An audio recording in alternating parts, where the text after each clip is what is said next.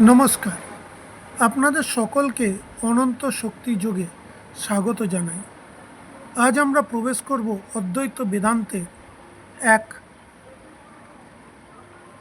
গূঢ় সত্যের মধ্যে, আদি শঙ্করাচার্য প্রণীত নির্বাণ ষটকমের মাধ্যমে।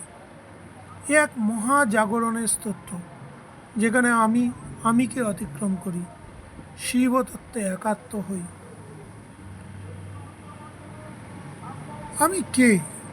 আমি কি দেহ, নাকি আমি মন, নাকি আমি সেই শিব? এ প্রশ্নের উত্তর 8 বছর বয়সে শঙ্করাচার্য দিয়েছিলেন। মাত্র 8 বছর বয়সে আদি শঙ্করাচার্য তার গুরু গোবিন্দপাদকে সাক্ষাৎ করেন। গুরু তখন জিজ্ঞেস করলেন, তুমি কে? উত্তর অদ্ভুত। 8 বছরের একটা বাচ্চা ছেলে উত্তরে তার নাম বলল না, তার বর্ণ বলল না, তার বয়সও বলল না। যা বলল তাই 8টা স্তোত্র দিয়ে, সেটা হলো নির্বাণ ষটকম। সেটাই আজ আপনাদের বলবো এবং অর্থ ব্যাখ্যা করব।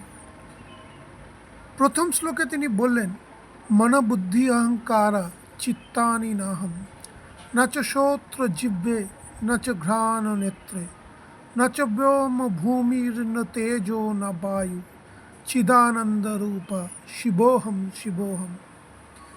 অর্থাৎ আমি মন, বুদ্ধি, অহংকার কিংবা চিত্ত কিছুই নই। আমি কান নই, জিহ্বাও নই, নাকও নই, চোখও নই। আমি আকাশও নই, আমি মাটিও নই, আমি অগ্নিও নই, আমি বায়ুও নই। আমি কে? আমি চেতন, আনন্দময়, আমি শিব।